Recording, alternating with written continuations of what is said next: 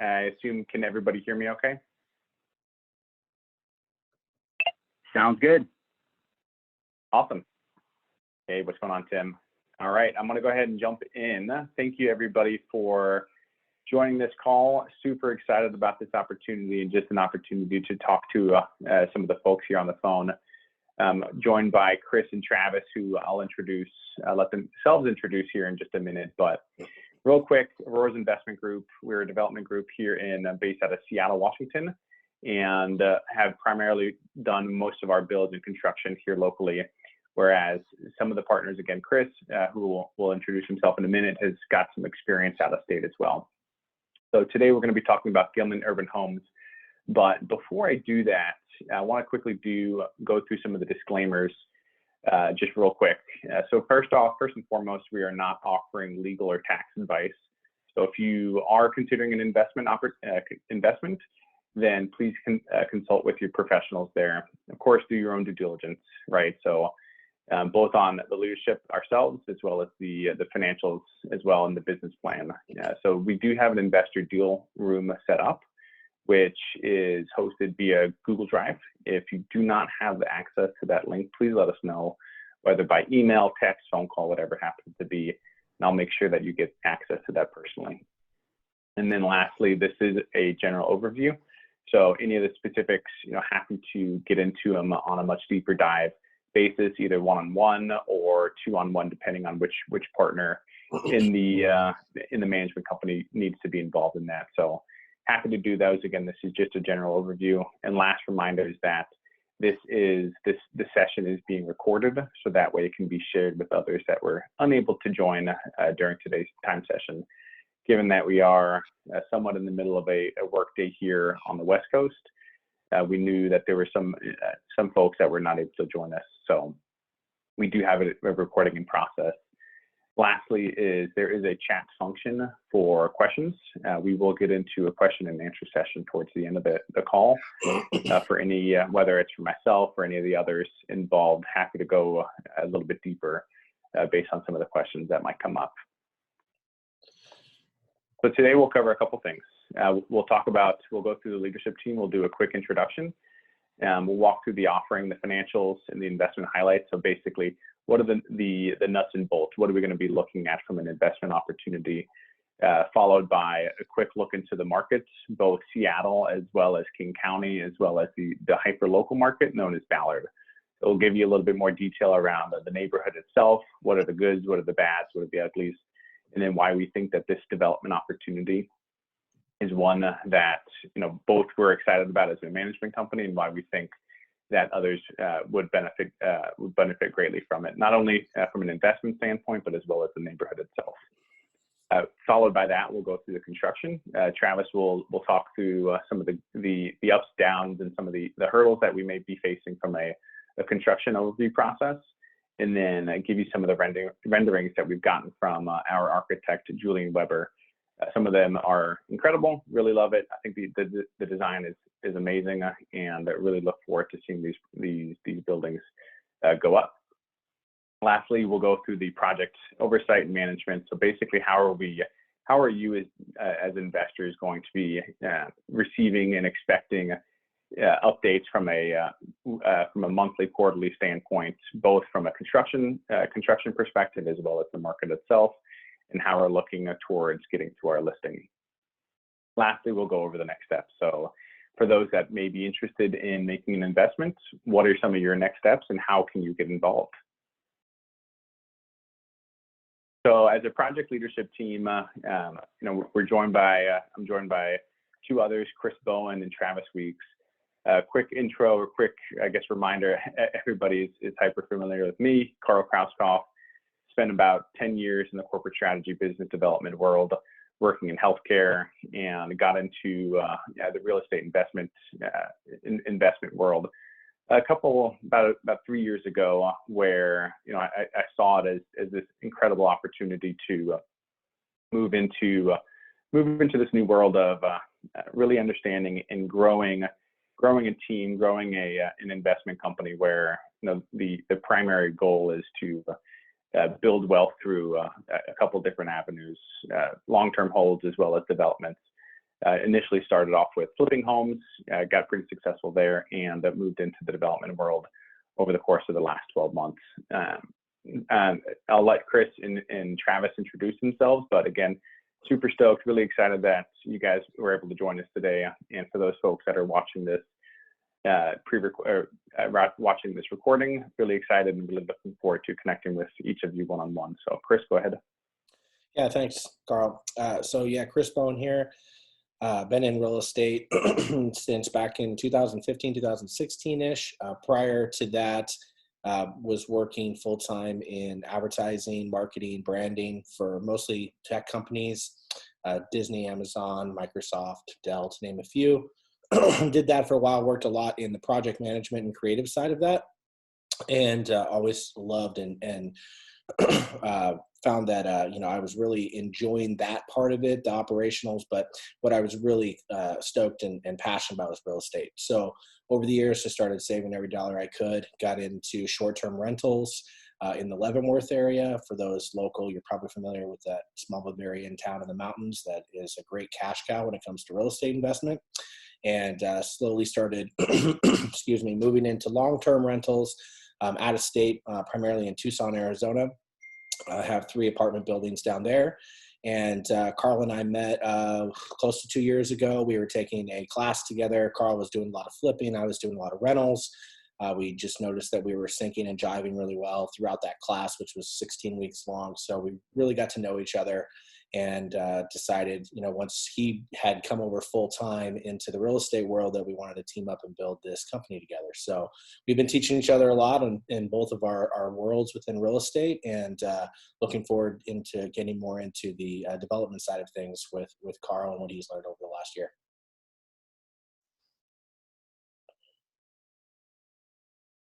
That's it. Travis. Thanks, Chris. Travis, you're on mute. Sorry about that, guys. Travis Weeks, a little intro to me. Real estate, been involved in real estate and construction pretty much in the Pacific Northwest for a little over about 23 to almost 24 years now. Originally got into real estate back in my early 20s with a real estate license, started selling, and then at the same time had grown up in construction, had family in the construction industry as well.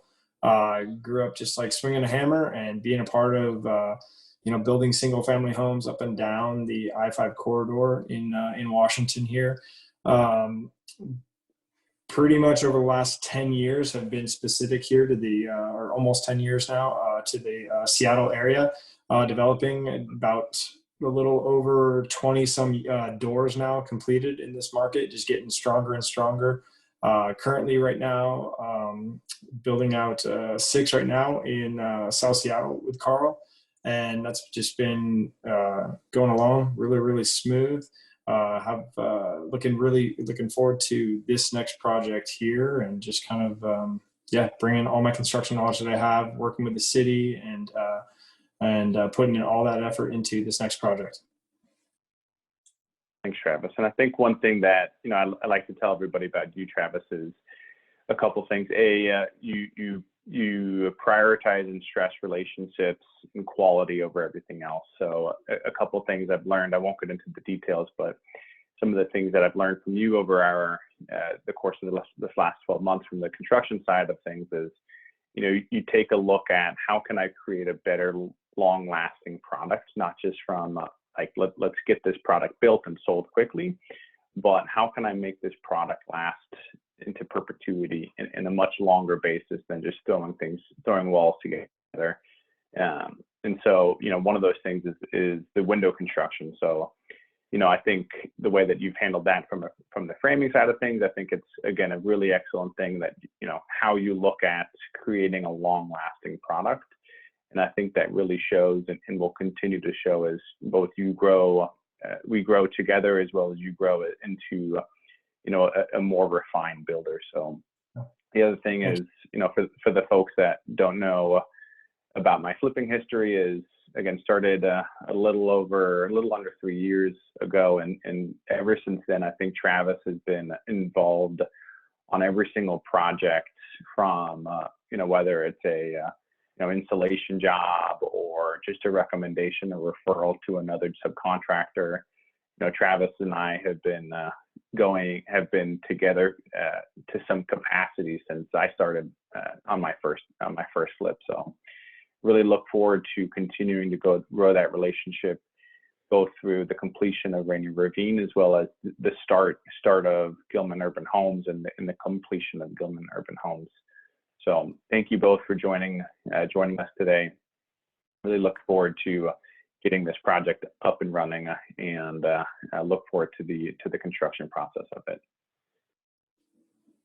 So from an offering and financials perspective, one of the things that we're doing here is, obviously, like I said, we're going to be doing a 5-unit development. So this is four townhomes plus a single family property, which we'll get into in a minute. But why I like that is it's a diversified, from a risk perspective. We're not going a full townhome or full single family. We've got a little bit of both. So it does diversify our risk from a resale perspective. So, if one asset class may not necessarily be performing to its peak, we have a little bit of diversity on the other side of the asset class. So really excited about that. From a construction standpoint, we do look, from a closing and the construction standpoint, we do look to start that process mid to late October at the very latest.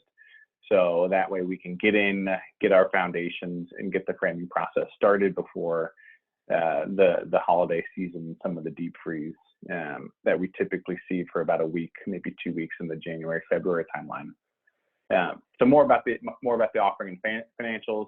Like I said, we're looking to raise about $800,000 from an equity standpoint. As far as the minimum investment, this is going to follow a $50,000 minimum purchase, and that's going to be for one Class A share. Each Class A share comprises of a 3.76% interest in the Gilman Urban Homes. So each investor will actually be entered into the operating agreement and will own a portion, depending on how much each investor decides to buy into, a portion of the company itself.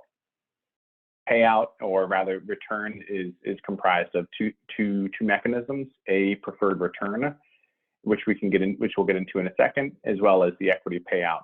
So the equity payout is paid out via the profit share. So we'll get into some of the deal number breakdown here.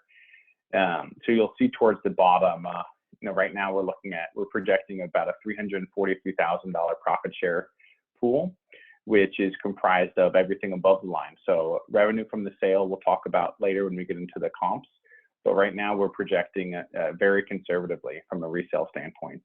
Why? Because, again, from a development side, we want to make sure that we are adjusting and accounting for any and all risks, whether it's jumps in commodity prices or softening in market or changes in interest rates. So whether it's the top or the bottom line, from an expense standpoint, we're projecting our numbers conservatively.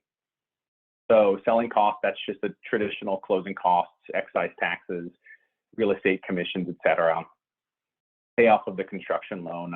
And then we get into where investors and the company itself starts recognizing profit there. So from a cumulative preferred return, that's the 9% preferred return. That's paid out first to investors before we as the management company see any of that profit. Followed by that is the Class A, the capital contribution returned. So that, again, is that $800,000 equity that we're looking to raise here. And then we get into that profit share. So anything that's left over from, first off, paying back the lender, paying out the preferred return, paying back the capital contribution, anything left over after that goes into that profit share pool, which again goes back to how much of an equity, how much equity is owned by each investor and by us as the investment company. So from a scenario base, just to put some numbers behind this, each Class A unit share, again, minimum $50,000 investment for one Class A share. That would be projected about $4,500 preferred return. And again, we're assuming a 12-month payout schedule. $4,500 preferred return, about $12,865 from the estimated profit share, And again, that's assuming the 3.76% equity per Class A unit. That gets us to the 34.7% targeted return. So again, those numbers are comprised of both the equity share as well as the preferred return. These are targeted returns. So it could be anywhere, it could be less, it could be more. Again, our methodology is to approach this via a conservative route. So that way, again, ideally, when we get to the closing table, the 34.7% is actually a low estimate. So ideally, we're above that. And again, if there's any questions, please feel free to put them in the chat, and we'll answer them towards the end. So from an investment highlight perspective, one of the things that I wanted to mention is how we actually got this property. So this was really an exciting opportunity that was brought to us by our current lender, who's lending on Rainier Ravine, which is the 6-unit that Travis mentioned at the beginning of the call. So that's the 6-unit townhome, a single-family construction property that we sourced via the private market, and then we are funding it via a company called Legacy Capital, who reached out about a month ago saying that they had a property that was permitted and ready to go, and were bringing it to us because they were really enjoying the progress that we were making at Rainier Ravine, and thought that we would be a great fit for purchasing and constructing this 5-unit build. I was really excited. I thought it was a really great opportunity to kind of, again, nurture that relationship with Legacy, one of the big local construction lenders. And I thought that this was an excellent opportunity. The numbers made sense, both from a conservative standpoint as well as again, building that relationship with Legacy. I mentioned the diversity of products, being that we have 4 townhomes in a single family. I think the modest sizing, the open layout, and the elegant design are products that are really going to sell, and that are going to market to the masses here. So we're not underbuilding, we're not overbuilding. We're building exactly what the market is looking for right now. Some other things that I really like is, again, given that we're centrally located in Ballard, we'll get into Ballard in a minute, but Ballard, this property is tucked away far enough in the residential side of things where it's not in the hustle and bustle of downtown Ballard. It feels like a true, quiet, nice neighborhood, but it's less than a mile from massive amenities, Ballard Block, which we'll talk about, the big zoo, and it's accessible from an employer standpoint as well. Some of the things that I really like about Ballard, again, Ballard Block, like I mentioned, you got Trader Joe's, Ross, you got anything and everything from a grocery and a gym perspective. Ballard Farmers Market, which is a year-round farmers market here in the Seattle area. It's not Pike Place, which many people out of state are more so familiar with, but it's much more accessible and much less busy than Pike Place Market. Golden Gardens is one of my favorite beaches here locally. It's actually kind of the true traditional sandy beach. It's got a lot of other really cool places in the Golden Gardens area. This Gilman Urban Homes is located in what we found out is called the Brewery District of Ballard. So you walk about 3 or 4 blocks away from Gilman Urban, and you're in this brewery district, which has about 5, 6, 7 different breweries all stacked on top of each other, which again just gives that buyer, the end buyer, this opportunity to come into a home that is truly in the heart of it all, but it's far away enough that it doesn't feel like it's in a downtown corridor. Some other cool things: walk score of 92. So that's just a measurement of how close and how desirable a neighborhood or a property is to live based on local amenities. And Ballard is actually one of the top rated. It's in one of the top rated school districts or school areas of Seattle. So schools that are zoned for this property are 7s, 8s, 9s, if you were to look online. And then last thing is that much of the preliminary work has already been done to get us up and running on this property, so that way we can get to our certificate of occupancy and get sold, get these properties sold on the back end. So a lot of the work has already been done. Really enjoy it. I think that again, this property is really teed up nicely for us. So quickly, Ballard, from a real estate perspective, is very competitive. A lot of the homes are selling above list price, which is fantastic. A lot of residential density is continuing to move towards this area. So townhomes, small efficiency dwelling unit apartment complexes. A lot of these really just hyper dense projects are sprouting up and have sprouted up over the last 12 to 24 months.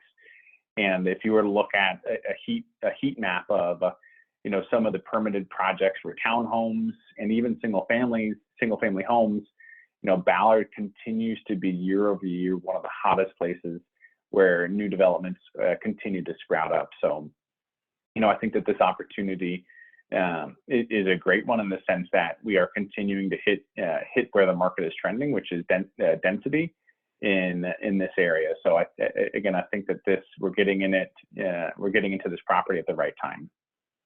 A couple stats on the right hand side about King County. I won't go into those right now, but again, the sense is that Seattle, Ballard, Seattle, King County, there is truly a housing shortage in terms of development. The demand continues to grow at a higher rate than supply is. So that mismatch of supply and demand is going to continue to hold housing prices higher than before. So, one of the other things that I like about this area is that we are hyper located, hyper accessible to high growth and high net worth employers. So we'll get into that here. One of the things Gilman Urban Homes I'm excited about is that, in any way, shape, or form, you can get to one of the big major employers typically within 6 to 12 minutes, let's say 15 minutes at most. So these properties are really again, as I said before, the heart of it all in terms of, you really can live and play, live, play, and work right here in the city. So if you look on the top left hand image, the Google employer, that is just south of where Gilman Urban Homes is. So everything down south, even as far down south as Starbucks, is all accessible in less than 12 minutes. From an employer standpoint, Seattle continues to be a place where tech and healthcare employers continue to migrate. We do have a sister city to the east, known as Bellevue, where that is continuing to grow at a great rate as well. But Seattle continues to announce high growth, high dollar, high paying employee growth. So for instance, Amazon just announced in September that they're hiring an additional 12,500 employees in its Seattle offices.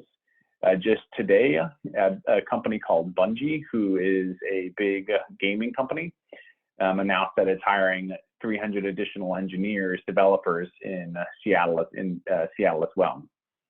So it seems like almost every day we continue to see this growth in Bellevue, growth in Seattle from a developer engineer perspective. So, again, the demand continues to grow, but not as quickly as the supply does. Moving forward from a recent comp perspective, again, playing towards what I mentioned before in terms of projecting things from a conservative basis.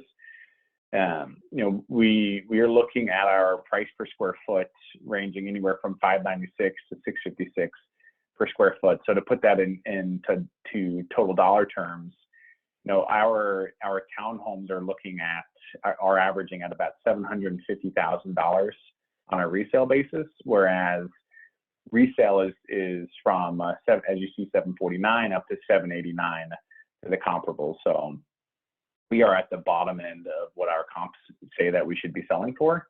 which again just gives us opportunity for growth from a resale perspective in a 10 to 12 month basis. As far as the single family home, I think we've got a lot of opportunity here from a resale value. Right now, our single family home is projected in the upper 800,000s, whereas looking at some of the comparables, it's calling for low to mid 900,000s on the single family home. So again, we've got a lot of additional margin in there baked in. So in case anything does come up from a construction or a market perspective, we do have plenty of margin in there. And again, those numbers are included in that 34.7% targeted return. So I'll pause. I'll check in. Chris, do you know have there been any questions that have come in? And if not, I'll pass it over to Travis to give us a construction overview, walk through some of the good, bad, ugly, what are some of the big things that you're excited about? What are some of the hurdles? And why do you think that this is why is this a potential slam dunk from a construction standpoint? Yeah, thanks, Carl. First, I'll start with, I guess I'll start with some of the, like hurdles, I guess I'll start with on this.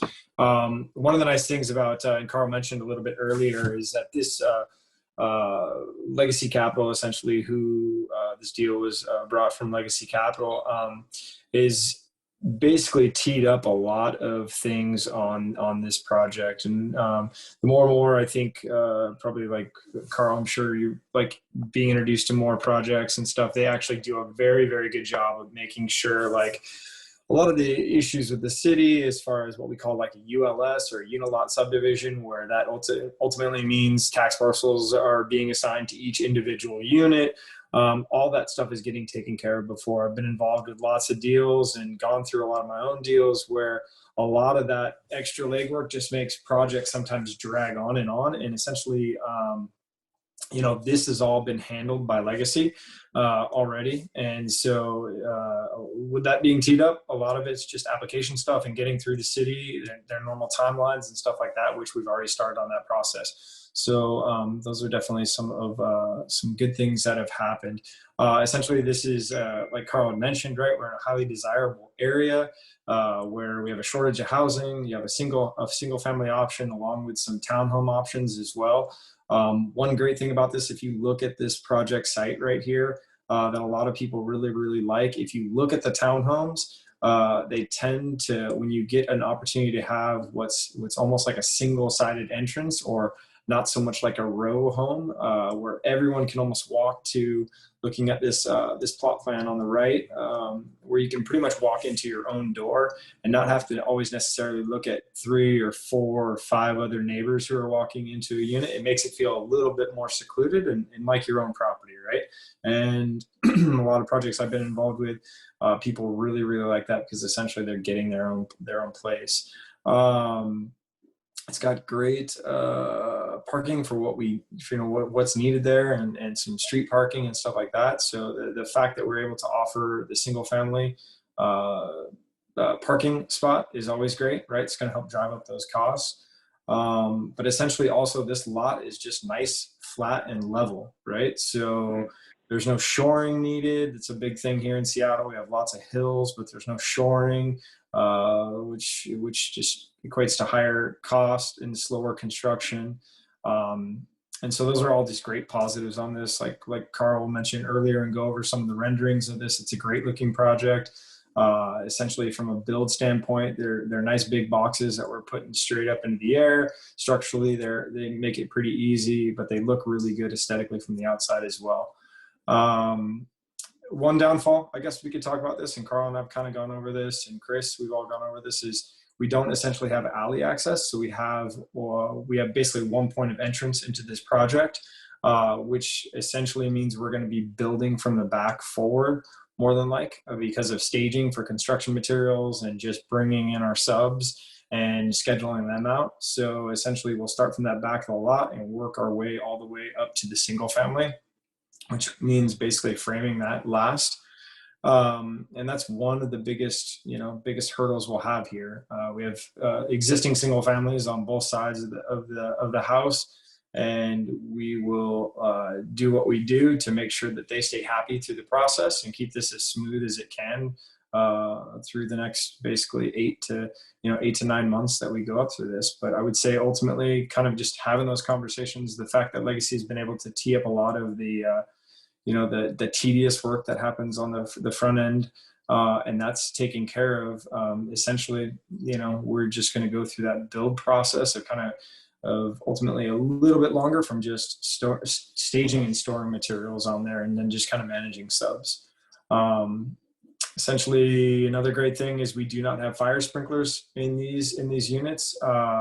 Recently, because this is already made it through SDCI approval prior to July of this year, any new projects with 3 or more units on them require fire sprinklers. So that is a great thing for us. It doesn't have anything to do with lack of safety for these buildings or anything like that, but just it's a new code that's been issued into Seattle Building Code, and it's just one more easier step for us to get through. So essentially these are great floor plans, and very standard to a lot of stuff that we're building, but have a lot of pluses, which Julian Weber, the architect, tends to put into his projects and stuff. So, Carl, you think you have anything you want to add to that, or? I think I would just echo from a land development perspective, the flat and levelness of this project. So right now we have a development going on that is, I would say, relatively flat, but it's got a lot of wetland, and it's wetland buffers around it. It's got some ECA, it's got some other environmental protections that requires additional things like grading season, which Gilman Urban Homes does not have those requirements. So feasibly, right, Travis, once we get in, once we do some of the abatement required, once we get the property, the existing single family home demolished, we'll be able to go immediately into land development, whether, come rain or shine, because that is the season that we're coming into, right? We're coming into a season full of rain, which, I think another thing that I'd love to hear from you, and I think some of the others would love to hear from you as well, is, building in the rainy season. What does that look like? Do people actually build when it's raining? What about the wood? Like, what do you do there? So maybe helps it dispel some of that concern. Sure. Yeah, I've actually heard that quite a bit. People get a little worried about the wood on a house or something like that getting wet. Essentially, when I personally build in the raining season, one of the biggest things is once we're framed up and dried in essentially on that roof, heat is dropped into the homes, and we get those things to where we pretty much bake them to dry them out. Essentially, whenever anyone's building, ideally you want to make sure all your wood moisture is 15% or below, to just optimize any kind of reduction in callbacks or expansion or contraction that happens in the wood, mildew or mold. And that's just a process of how we go about through building, right? So through that, once we get the roofs onto these guys and we start siding, we usually try to wrap the buildings and get the windows in as quick as possible. That allows us then to, again, like I said, drop heat into these buildings and start drying them out. These in particular, a lot of homes here in Seattle have slab on grade construction, and these actually have crawl spaces. That makes it pretty nice because, again, we can drop the heat into the crawl space, and it basically just kind of bakes the house all the way out while we're going through all the rough-ins. It takes about 2 to 3 weeks, but is a process that, again, happens through the trades as far as like plumbing and HVAC and mechanical while they're doing all their drilling and they're all their rough-in phases. We just get the homes nice and cozy and essentially down, like I said, below that 15% moisture, which is ideal to then start insulating and covering all those walls. Excellent. Yeah, that makes sense. Thanks, Travis, for the explanation. That's fantastic.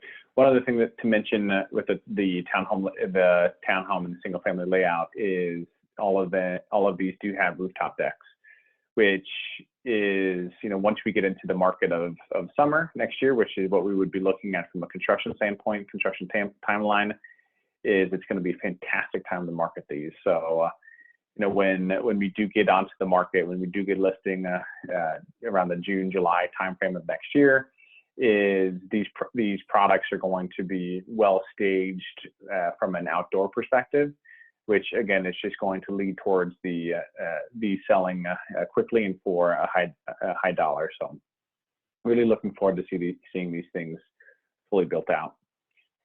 Thanks, Travis. Appreciate that. Chris, I'll pass over to you for project oversight and management. Awesome. Thanks, guys. So where a big part of my role in this build is going to be quality assurance, and not only from a design and aesthetic look, but also just working as a leadership team. So in that vein, something that's really important for us is constant communication. One of our values as a company is transparency, whether that's with our investors or within our internal team. So conversations and things that we'll be having weekly with Travis and his team, making sure that we have an agenda that we're going through each and every week to stay on top of any issues, stay proactive, and ensure that we are not losing time, valuable time, as things pop up. That along with that, I think is not just phone conversations, but being there in person. So Carl and I are very hands-on. We like to meet multiple times a week, whether it's with some of our flip projects or whatever. But in this one, there's no difference. We'll be every week stopping by, checking out how progress is going, talking with subs, making sure people are happy. If there's ways that we can come in and support the building team, just to make sure that everybody is moving along with a smile on their face and that we're solving problems proactively. Another way that we're going to be able to do that is through collaboration tools. So transparency in terms of like having a drive online that we're sharing, a schedule that we all have access to, a budget that we're keeping up to speed and up to date, and making sure that, if we're making decisions down the road, where are we right now with budget? Where are we right now with schedule, to ensure that we're making the smart decisions and not getting, down the road and be like, oh man, I wish we would have made that decision way back. So staying ahead of that, and just making sure that we all have those transparency tools is very important. And it also leads in then for us to be able to craft the proper types of reports. So one thing that we'll be doing is monthly investor updates and reports. Those will be coming out via email. We'll also be holding quarterly investor webinars, so we can, answer any questions. We can share photos. We can share progress, answer any concerns, or just overall, just share the excitement as we get these things put up and come into life. One thing we also like to do is the final investor walkthrough. So if you're interested and you'd like to, or you're in the area, we'd love to walk through and show everybody how we've brought this vision to life. You can see the pictures from the outside and what the renders are going to look like, and it will look just like that, color and all for the most part. But inside is where we get to be creative. So that's where also, as I mentioned before, a big part of my role is going to be working closely with Travis and his team to ensure that, we're making the selections that we like from an aesthetic point of view, that it's, fitting with what's going on within the market from a design point of view, and that, everybody is working towards the same beat of the drum, and we're not getting too crazy with finishes or getting a little outside of the box, really trying to make sure that we're understanding our target market and we're hitting those points. And then last thing, just in terms of like oversight. So, this is the city. So we're going to be dealing with the bad apples out there who like to mess up job sites. So we'll have security cameras on these job sites to ensure that we have eyes on it at all times. And then we'll also be having job site fencing to ensure that we don't have people stealing materials or trying to sabotage anything. So overall, I'll be working very closely in operations. Kind of the work would be behind the scene, and just making sure that everything is aligning from a schedule, budget, and design point of view. Oh, thanks, Chris. Now, I'd say from a job site fencing and security cam perspective, the nice thing is that commodities have seemed to have normalized a bit since earlier this year. So, and I don't want to bring it up, but Travis, I'm sure you, from a builder's perspective, have seen the good, the bad from a bad apple perspective, which we don't need to get into. But making sure that we're well secured is going to be a priority. But again, understanding that some of these commodities have come back down to earth, so to speak. doesn't necessarily mean that we're going to be a hot target or a target nonetheless, from a theft perspective. The other thing is that the residential density projects here in Ballard are going up nearly on every single block, or every other block at least. So again, from a supply perspective, from a job site security and fencing perspective, I don't believe us to be a hot target from that angle. But anyway, yeah, really looking forward to having Chris on this as well. I think that, Chris, you're going to bring a lot of really good structured operational knowledge, as well as guidance and coordination and communication back over to the investors. So appreciate you being on the team. Absolutely. All right. So last thing before we get into open questions is next steps. So if you are at all interested in becoming an investor on Gilman Urban Homes, everybody I'm sure has my phone number. You also have my email. So please reach out to me. Let me know. And we've got a couple things that we'll get started. First and foremost, I want to make sure that everybody's got access to the investor deal room, which if you don't, again, please let me know. And we'll make sure to get you the link over to that immediately. And again, that contains, Carl, one note on that for everybody who's received our emails through MailChimp. Those all those links, especially and specifically the deal room, is included in all those emails. So perfect. Thank you. Yep. And so in that deal room contains anything and everything from an agreement standpoint, construction permits, as well as wire instructions when we get to that point. So it does have everything it needed besides your own tax and legal professional advice to get started and get investing with us. One thing that will need to be done prior to the investment process is what's called an investor questionnaire. What the investor questionnaire aims to do is determine where you fit in the realm of accredited versus sophistication. And really, again, that goes back towards the SEC regulation, which is part of the SEC exemption that we're filing here. It again aims to qualify you whether you're an accredited or sophisticated investor and where you fall in that spectrum. So again, from a next step perspective, reach out to me. Let me know where you're at, and we'll make sure that you have the necessary documents.